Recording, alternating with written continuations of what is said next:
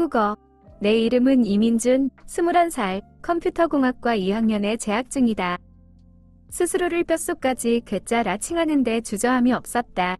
180cm의 키에 몸무게는 고작 58kg. 두꺼운 뿔테 안경 너머 세상은 언제나 코드와 알고리즘으로 가득 차 있었다. 그런 내가 군 입대를 결심하게 된 건 얼마 전 여자친구에게서 들었던 한마디 때문이었다. 민준아, 넌 너무 기댈 수 없는 느낌이야. 약해 보여. 그 말은 비수처럼 날아와 내 자존심 깊숙이 박혔다. 그래, 인정한다. 거울 속 내 모습은 영락없는 멸치였으니까. 나는 결심했다. 이 지긋지긋한 껍데기를 벗어던지고 완전히 새로운 나로 태어나리라. 군대라는 용광로 속에서 나 자신을 재련해 보이겠다고. 입대일, 논산 육군훈련소 연병장은 나와 같은 풋내기들로 가득했다. 까까머리에 어색한 군복을 입은 훈련병들 사이에서 나는 유독 눈에 띄었다. 다들 나름대로 다부진 체격을 뽐내는데 나 혼자만 금방이라도 바람에 날아갈 듯 위태로워 보였다. 내 옆자리에는 고등학교 동창인 최현식이 넉살 좋은 웃음을 짓고 있었다. 야, 이민준, 너 진짜 여기서 살아남을 수 있겠냐? 완전 종이 인형 아니냐? 현식이의 짓궂은 농담에 애써 웃어 보였지만 속으로는 칼을 갈고 있었다. 두고 봐, 최현식. 그리고 나를 떠나간 그녀도. 훈련소 생활은 상상 이상으로 혹독했다. 매일 새벽 6시면 칼같이 울리는 기상나팔 소리와 함께 지옥 같은 하루가 시작되었다. 숨이 턱까지 차오르는 아침 구보, 먼지 날리는 연병장에서의 제식 훈련, 온몸의 근육이 비명을 지르는 유격 체조까지. 하루하루가 극한의 연속이었다. 처음 며칠간 나는 거의 죽을 지경이었다. 남들이 가볍게 하는 팔굽혀펴기 몇 개에도 팔이 부들부들 떨렸고 구보 때는 항상 맨 뒤에서 헉헉거렸다. 동기들의 안쓰러운 시선과 현식이의 걱정 어린 잔소리가 나를 더욱 비참하게 만들었다.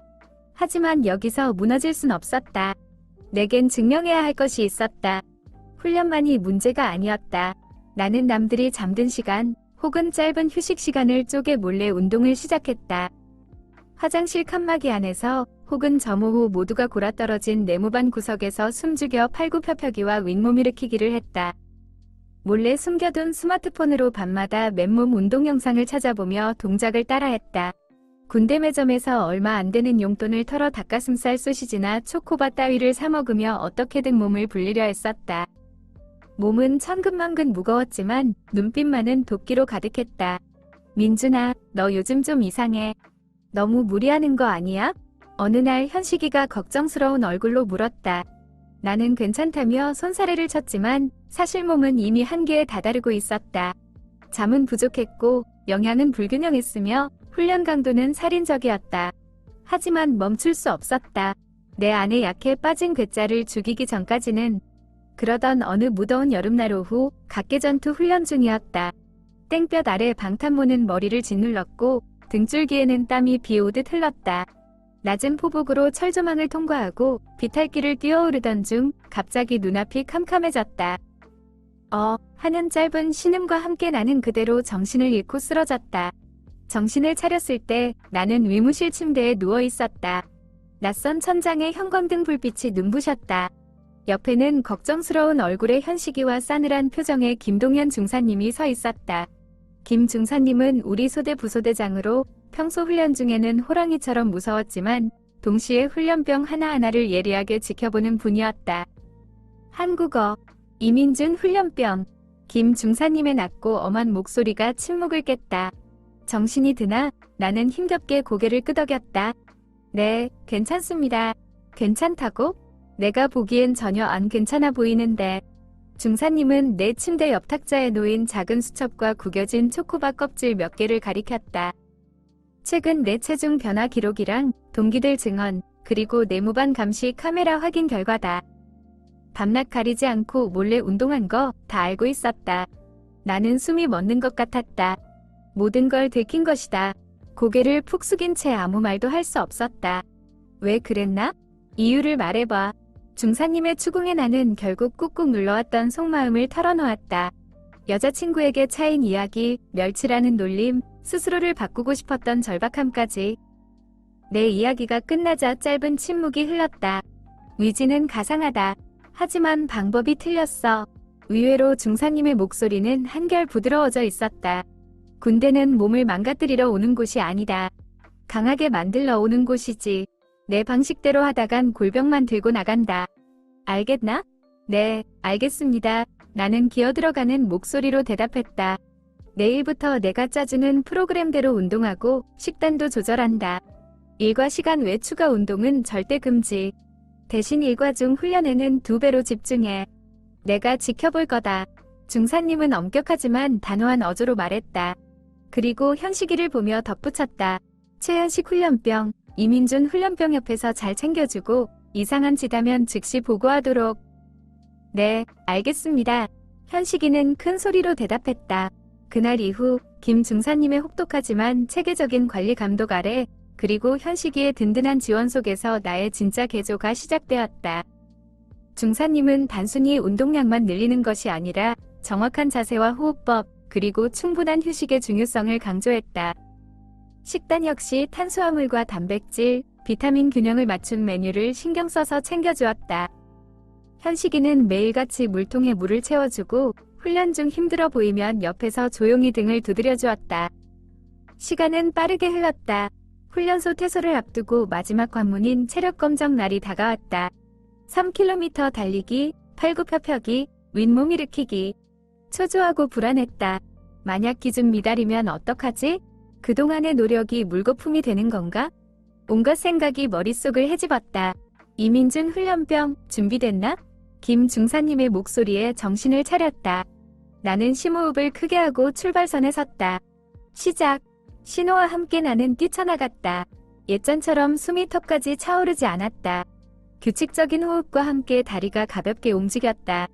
팔굽혀펴기와 윗몸 일으키기에서도 이전과는 비교할 수 없을 만큼 힘이 붙은 것을 느꼈다. 마지막 윗몸 일으키기 개수를 끝마쳤을 때 나는 온몸이 땀으로 젖어 있었지만 얼굴에는 미소가 번졌다. 결과는 특급. 믿을 수 없었다. 불과 몇 주 전만 해도 저질 체력의 대명사였던 내가 특급 전사 기준을 통과한 것이다. 나는 환호성을 지르며 현식이와 얼싸안았다. 김 중사님도 무표정한 얼굴이었지만 입가에 희미한 미소를 띠며 내 어깨를 툭 쳤다. 수고했다, 이민준 훈련병. 그 한마디가 그 어떤 칭찬보다 가슴 벅차게 다가왔다. 훈련소 수료식 날 나는 완전히 다른 사람이 되어 있었다. 멸치 같던 몸은 탄탄한 장근육으로 채워졌고 몸무게는 6kg 가늘어 64kg이 되었다. 흐릿했던 눈빛은 자신감으로 빛났다. 더 이상 과거에 나약하고 소심했던 이민준이 아니었다. 나는 연병장을 가로질러 당당하게 걸어나갔다. 군대는 나를 육체적으로 그리고 정신적으로 강철처럼 단련시켜준 소중한 용광로였다. 이제 자대 배치를 받고 시작될 진짜 군 생활이 기대되기 시작했다. 나는 할 수 있다. 무엇이든. 한국어. 26. 평범한 마케팅 회사 대리 강석진이다. 주말 오후 카페에 앉아 노트북을 두드리다 문득 군대 시절이 떠올랐다. 힘들었지만 돌이켜보면 웃음나는 기억들, 특히 그 선임을 생각하면 지금도 피식 웃음이 난다. 바로 안재성 병장님. 내가 상병이었을 때 재성 선임은 27이라는 꽤 늦은 나이에 우리 부대로 전입 왔다. 최전방 근처, 약간은 무료하고 때로는 긴장감이 감도는 모 수송대대였다. 재성 선임은 첫인상부터 남달랐다. 허름한 듯 편안한 인상에 사람 좋은 웃음을 달고 다녔지만 입만 열면 어딘가 허풍 같은 이야기들이 술술 흘러나왔다. 야, 석진아. 내가 사회에 있을 땐 말이야. 로 시작하는 그의 단골 이야기는 실로 다양했다. 대기업 물류창고를 총괄 관리하며 재고 관리 시스템을 혁신했다는 이야기, 서울 시내 오토바이 퀵서비스계를 평정했던 무용담, 심지어 못 고치는 기계가 없다는 맥가이버 설까지. 하지만 그의 평소 행동을 보면 그 말들을 고지고대로 믿기 어려웠다. 어딘가 어설프고 가끔은 중요한 순간에 어이없는 실수를 저지르는 딱 허당 기질 다분한 사람이었기 때문이다. 그럼에도 불구하고 재성 선임은 미워할 수 없는 매력이 있었다. 늘 긍정적이고 유쾌했으며 후임들이 어려움을 겪을 때면 발벗고 나서서 도와주는 따뜻한 사람이었다. 군대 매점에서 몰래 사온 과자를 나눠주거나 힘든 작업이 있으면 슬쩍 다가와 말없이 거들어주곤 했다. 한 번은 대대 전체적으로 군수품 재고 정리 및 창고 정리가 대대적으로 이루어진 적이 있었다. 그때 재성선임이 자신만만하게 나섰다. 소대장님, 이 안재성에게 맡겨주십시오. 제가 또 창고 관리 하나는 기가 막히게 합니다. 사회에서 정리의 달인으로 불렸습니다. 그의 호언장담에 소대장님도 반신반의하면서도 그에게 임무를 맡겼다. 결과는 대참사였다. 정리의 달인, 은커녕, 그는 멀쩡하던 창고를 거의 폭탄 맞은 수준으로 만들어 놓았다.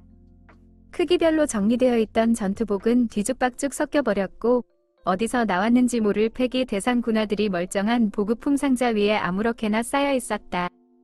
결국 온 소대원이 달라붙어 며칠 밤낮을 고생하며 뒷수습을 해야 했다. 재성선임은 풀이 죽어 연신, 미안하다, 동생들아. 내가 오랜만에 해서 감을 잃었나 보다를 연발했지만 우리는 그를 타박하기보다 웃음으로 넘겼다. 그게 바로 재성선임의 매력이었으니까. 저 형은 원래 저래. 하지만 재성선임의 허당전설은 여기서 끝나지 않았다. 우리 부대에는 주기적으로 운전병 및 정비병을 대상으로 한 특수차량, 장갑차 등 운전교육 파견 기회가 있었다. 평소 온갖 종류의 차를 다 몰아봤다고 자랑하던 재성선임에게도 당연히 관심이 갈 법한 기회였다. 그런데 교육 대상자 선발 명단에 재성선임의 이름이 빠져 있는 것이 아닌가. 안 병장님은 왜 명단에 없습니까? 사회에서 트레일러도 몰아봤다고 하시지 않았습니까? 호기심 많은 박일병이 행정반에 서류를 제출하러 갔다가 슬쩍 물었다. 행정반 개원은 위하하다는 듯 서류처를 뒤적였다. 안재성 병장? 어디 보자. 어라? 개원의 표정이 묘하게 바뀌었다. 왜 그러십니까? 박일병이 재차 묻자 개원은 믿을 수 없다는 표정으로 말했다. 안재성 병장, 최종 학력이 중졸인데? 순간 행정반에는 정적이 흘렀다. 박일병은 눈을 동그랗게 떴고 옆에서 듣고 있던 다른 선임들도 귀를 의심했다. 중졸? 고등학교 졸업이 기본 요건인 특수차량 운전 교육은커녕 애초에 현역 입영 기준에도 미묘하게 걸릴 수 있는 학력이었다. 물론 중졸도 현역 입대가 불가능한 것은 아니지만 흔한 경우는 아니었다. 더군다나 온갖 사회 경험을 자랑하던 재성선임이 중졸이라니. 한국어. 네? 졸이요? 잘못 보신 거 아닙니까? 아니야. 여기 병적 기록부에 그렇게 나와 있어. 안재성, 중학교 졸업. 이 충격적인 소식은 순식간에 소대 전체로 퍼져나갔다. 모두가 웅성거리며 재성선임을 쳐다봤다. 정작 당사자인 재성선임은 태연하게 군대 매점에서 사온 아이스크림을 먹고 있었다. 선임, 진짜 중졸이십니까? 누군가 용기를 내 물었다. 재성선임은 아이스크림을 한 입 베어 물고는 천연덕스럽게 대답했다. 왜? 아니, 그럼 군대 어떻게 오셨습니까? 나야 모르지. 오라니까 왔지 뭐. 그는 어깨를 으쓱하며 아무렇지도 않게 말했다. 어쩐지 학교 다닐 때 공부 지지리도 못한다 했다. 하하. 그의 뻔뻔하다 못해 해맑기까지 한 반응에 우리는 또 한 번 웃음보를 터뜨렸다. 허풍 속에 감춰진 그의 진짜 모습은 어쩌면 이렇게 순수하고 단순한 사람이었을지도 모른다는 생각이 들었다. 그 후로 재성선임은 우리에게 중졸선임이라는 새로운 별명으로 불리게 되었다. 야, 중졸선임. 오늘 작업은 좀 제대로 하실 거죠? 중졸이 뭐 어때서? 나처럼 잘생긴 중졸 봤냐? 재성선임은 놀림에도 전혀 개의치 않고 특유의 능글맞음으로 받아쳤다. 오히려 그 사건 이후 그는 뭔가 달라진 모습을 보이기 시작했다. 어느 날부터인가 저녁 점호 이후 개인 정비 시간에 책상에 앉아 무언가를 열심히 공부하기 시작한 것이다. 우리가 슬쩍 들여다보니 그것은 다름 아닌 고등학교 졸업 학력 검정고시 문제집이었다. 선임, 웬 공부십니까? 시끄러 임마. 나도 이제 배움의 한을 풀어야겠다. 재성선임은 쑥스러운 듯 헛기침을 했지만 그의 눈빛은 그 어느 때보다 진지했다. 그 모습이 왠지 뭉클하면서도 대단해 보였다.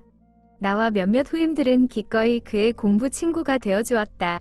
전공이 수학이나 영어였던 동기들은 돌아가며 그에게 어려운 문제를 설명해 주었고 나는 옆에서 응원하며 간식을 챙겨주었다.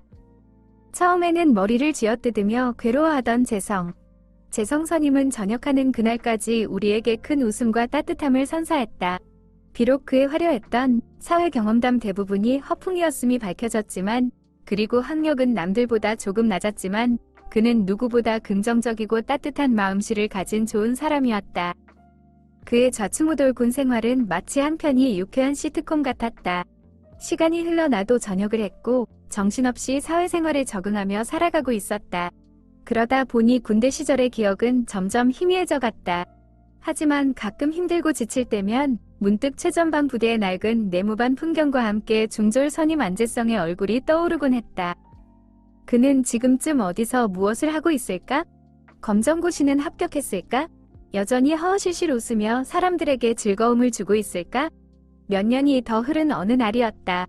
나는 업무 관련 자료를 찾기 위해 인터넷 검색을 하던 중 우연히 한 지역 신문의 온라인 기사를 클릭하게 되었다. 펫타이어의 화려한 변신, 청년 사회적 기업가 안재성 대표 인터뷰. 기사 속 사진에는 익숙한 얼굴이 환하게 웃고 있었다. 바로 안재성 선임이었다. 기사를 자세히 읽어보니 그는 전역 후 고향으로 돌아가 펫타이어를 재활용하여 가구나 인테리어 소품을 만드는 작은 사회적 기업을 창업했다고 한다. 특히 가정 형편이 어렵거나 학교를 중퇴한 청소년들을 고용하여 기술을 가르치고 자립을 돕고 있다는 내용이었다. 사진 속 그의 작업실은 허름했지만 그의 표정은 그 어느 때보다 자신감 넘치고 행복해 보였다. 기사 말미에는 그의 말이 인용되어 있었다. 세상이 정해놓은 스펙이나 기준이 전부는 아니라고 생각합니다. 넘어져도 괜찮아요. 다시 일어나서 자기만의 길을 묵묵히 걸어가면 됩니다. 저처럼요. 하하. 그의 트레이드마크인 호탕한 웃음소리가 기사 너머까지 들리는 듯했다. 나는 가슴 벅찬 감동과 함께 코끝이 찡해지는 것을 느꼈다. 역시 안재성 선임다웠다. 그는 여전히 자신만의 방식으로 세상에 긍정적인 에너지를 퍼뜨리고 있었다. 나는 그 기사를 즐겨찾기 해두었다. 그리고 생각했다. 언젠가 꼭 시간을 내어 그의 작업실에 찾아가 봐야겠다고. 그때는 내가 먼저 멋진 커피 한 잔을 사들고 가서 그의 새로운 허풍, 아니 진짜 성공 이야기를 들어봐야겠다고. 물론 선임, 검정고시는 붙으셨죠? 라고 짓궂게 물어보는 것도 잊지 않을 것이다. 아마 그는 또 야 임마 내가 누군데 하며 특유의 너털웃음을 터뜨리겠지. 카페 창밖으로 보이는 분주한 도시의 풍경 속에서 나는 다시 한번 깨달았다. 사람의 가치는 졸업장이나 이력서 몇 줄로 평가할 수 있는 것이 아니라는 것을. 중요한 것은 넘어졌을 때 다시 일어설 수 있는 용기, 그리고 세상을 향한 따뜻한 마음과 긍정적인 태도라는 것을. 안재성 선임은 나에게, 그리고 어쩌면 세상의 많은 중졸들에게 그 사실을 몸소 보여주고 있었다. 그는 나의 영원한, 자랑스러운 허당 선임이다.